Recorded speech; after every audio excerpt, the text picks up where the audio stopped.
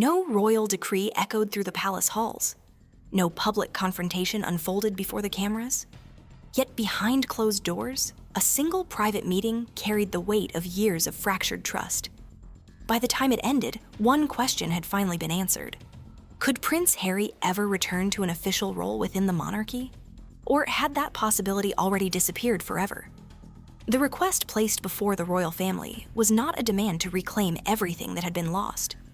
Instead, it proposed a limited return, focused on ceremonial appearances, charitable work, and selected family occasions. On paper, it appeared modest. But inside the palace, it reopened memories that had never truly healed. Princess Anne became the person entrusted with delivering the response. Calm, disciplined, and respected across the institution, she represented duty above emotion.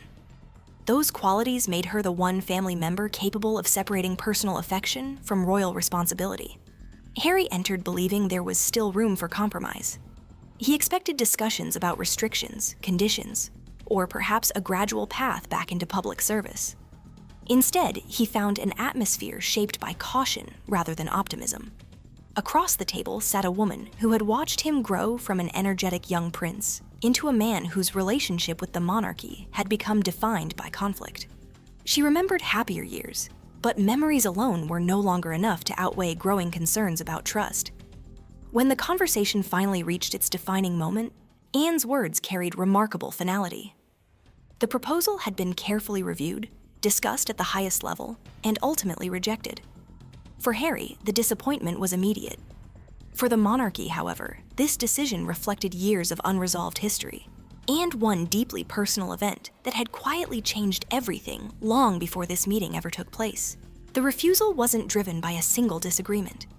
It was the result of a pattern that senior members of the royal family believed had become impossible to ignore. Behind palace walls, trust had gradually become more valuable than titles themselves. Family discussions, private meetings, and sensitive conversations were expected to remain exactly where they happened.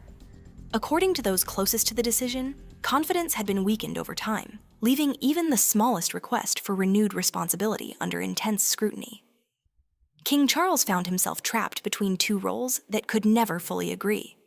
As a father, he wanted the possibility of healing.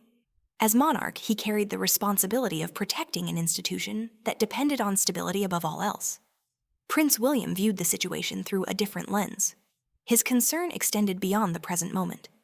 Every exception made today, he believed, could create greater challenges for the future reign he would eventually inherit.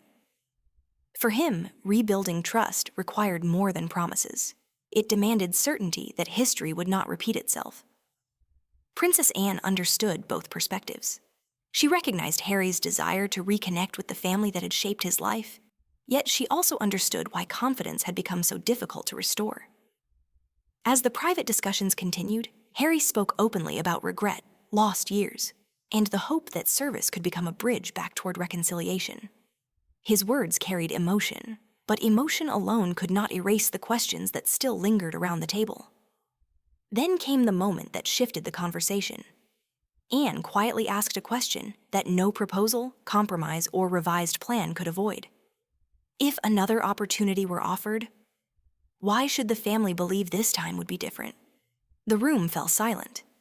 Because everyone present knew the answer to that question, not the proposal itself, would determine Harry's future within the monarchy. Harry paused before answering. For a brief moment, the room was filled only with silence. Every explanation he had prepared suddenly felt smaller than the question before him. Rebuilding trust demanded more than expressing regret. It required convincing those across the table that the future would not resemble the past. Princess Anne listened without interruption.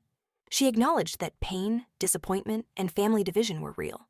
But she gently reminded him that understanding someone's motives was not the same as restoring confidence. In her view, trust could not simply be requested. It had to be rebuilt through consistent actions over time. Beyond that room, the weight of the decision had already settled. King Charles had reluctantly accepted that the roles of father and sovereign could not always lead to the same conclusion. While the bond between parent and son remained deeply important, official responsibilities carried obligations extending far beyond personal relationships. Prince William reached a similar conclusion from another direction. His priority was protecting the long-term stability of the institution, believing that public duty depended on unwavering confidence inside the family itself. When the final response was delivered, it drew a clear line between private reconciliation and official royal service.